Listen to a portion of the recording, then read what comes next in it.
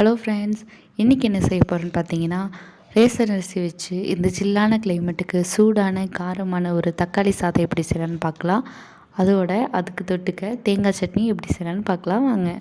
இது செய்ய குக்கர் எடுத்துக்கோங்க. 3 டேபிள் ஸ்பூன் எண்ணெய் விட்டு எண்ணெய் நல்லா சூடானதும் 1 டேபிள் ஸ்பூன் அளவுக்கு கடுகு உளுத்த பருப்பு சேர்த்து நல்லா பொரிய விட்டுக்கோங்க. இப்போது 5 காஞ்ச மிளகாய் எடுத்துகிட்டு ஒரு கொத்து கருவேப்பிலை எடுத்து அதையும் சேர்த்துக்கலாம். சேர்த்த உடனே இஞ்சி பூண்டு விழுது எடுத்து சேர்த்துக்கோங்க கொஞ்சமாக. அதுக்கப்புறம் இஞ்சி பூண்டு வாசம் போனதும் 2 பெரிய வெங்காயத்தை எடுத்து நீலவாக்கில் கட் பண்ணி வச்சுருக்கேன், அதையும் சேர்த்துக்கலாம். வெங்காயம் வதங்குறதுக்காக கொஞ்சமாக தேவையான அளவு உப்பு சேர்த்துருக்கேன்.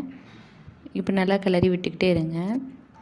வெங்காயம் பொன்னிறம் ஆனதும் நம்ம தக்காளி சாதத்துக்கு தேவையான தக்காளி சேர்த்துக்கலாம். நான் 2 டம்ளர் அரிசி எடுத்துருக்கேன், அதுக்கு ஒரு 6 இல்லைனா 5 தக்காளி சேர்த்துக்கலாம். தக்காளி நல்லா வதங்கினதும் கொஞ்சமாக மஞ்சள் தூள் சேர்த்துக்கோங்க. 1 டேபிள் ஸ்பூன் அளவுக்கு மிளகாய்த்தூள், 3 டேபிள் ஸ்பூன் அளவுக்கு சாம்பார் தூள். மசாலாவோட பச்சை வாசம் போனதும் ஒரு 1/2 டம்ளர் அளவுக்கு பருப்பு எடுத்து வச்சுருக்கேன், அதை நல்லா கழுவி இப்போ சேர்த்துக்கலாம். சேர்த்துட்டு ஒரு கிளறி விட்டுக்குங்க. அதுக்கப்புறம் 2 டம்ளர் அரிசி எடுத்துருக்கோம்ல, அதை சேர்த்து நல்லா கிளறி விட்டுக்கலாம்.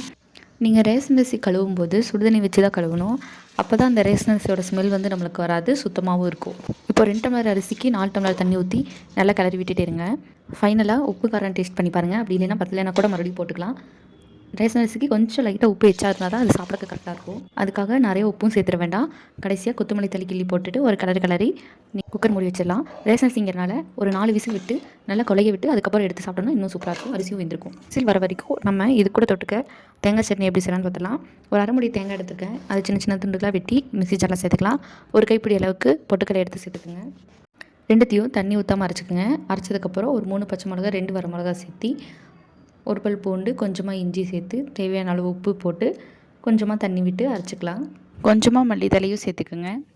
அவ்வளோதாங்க. இப்போ தாளிப்பு கொடுத்துடலாம்.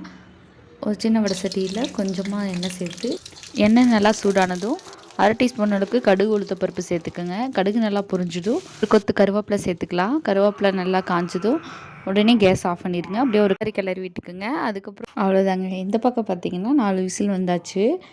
பாருங்கள், பார்க்கவே ரொம்பவே சூப்பராகவே இருக்குது.